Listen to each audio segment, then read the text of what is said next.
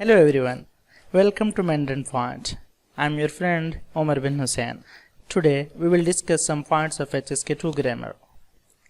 To be specific, we will learn the proper usage of these four words. Let's start with this yao. It literally means to want or to ask for, and it indicates a desire to do something when it is used before verb. Once again, it indicates a desire to do something when it is used before verb.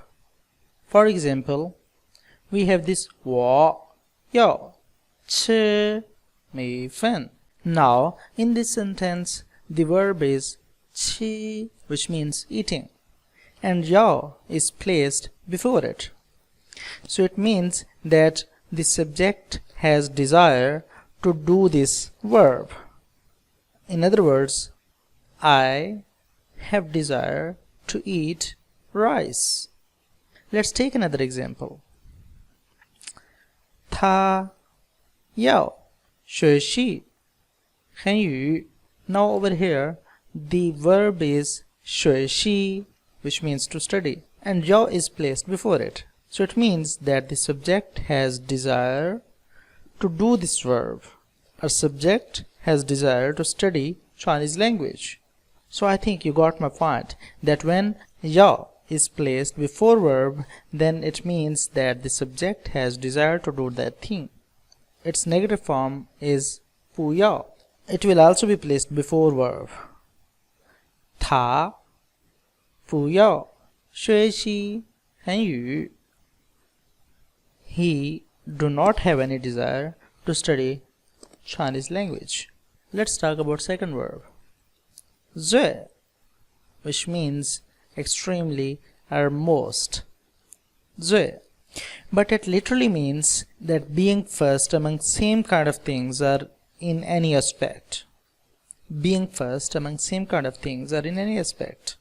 For example, here we have 他的眼睛最漂亮.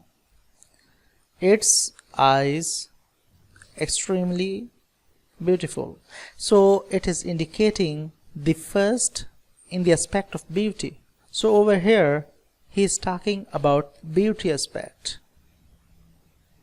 The most common words ji and to, both of these are commonly used, but both of words indicate different meanings when placed in different situations. For example, let's talk about this ji.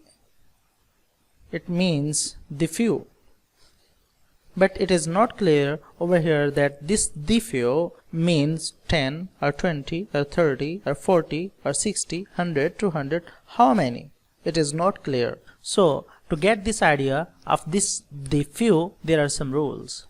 Let's study the first rule.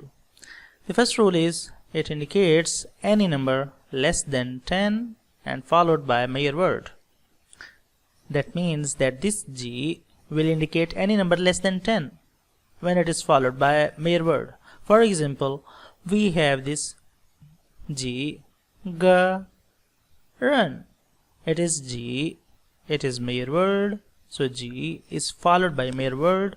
Run means people, so it means that people are not greater than 10, rather there are less than 10 people. 几本书, Ji being followed by a mere word, and shu means books, so it means books are less than 10. So I think you got the first rule. Let's talk about the second rule.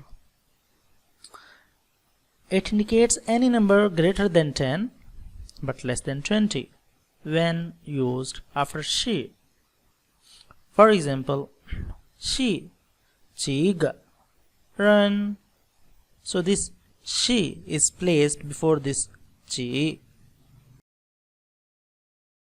Just forget this she at the moment. What do you think about this one? It is the first rule. It is the first rule that we just have studied, isn't it?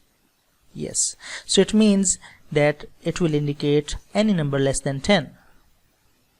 And here we have 10. So 10 plus any number less than 10 means that this few is greater than 10 but less than 20, right? So it means a dozen of people or so. 十几个人, a dozen people or so. So you got the second rule as well, that if it is used after she, then it means greater than 10 but less than 20. Let's talk about its third rule.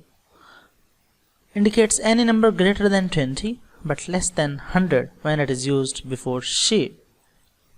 For example, 几十个人, 几十个人, dozen of people. Now let's talk about this 多, which means many. But how many? 10, 20, 30. Again, it has some rules. Let's talk about these rules. It is used with many numerals. When numeral is less than 10, it should be used after mere word. For example, 三, 五, 三. And these numerals are less than 10. So this 多 will be used after mere word. 三个多星期, 三个多月, 3 weeks or 3 months. Now let's come to the second point, second rule. When numeral is greater than 10, it should be used before mere word. For example, we have this 十多个星期. All of these are numerals, but these are greater than 10. So it means that this 多 will be used before mere word. So that's all about our today's lesson. If you liked this video, please press the like button and subscribe my channel for more videos. Thank you very much. See you in next class.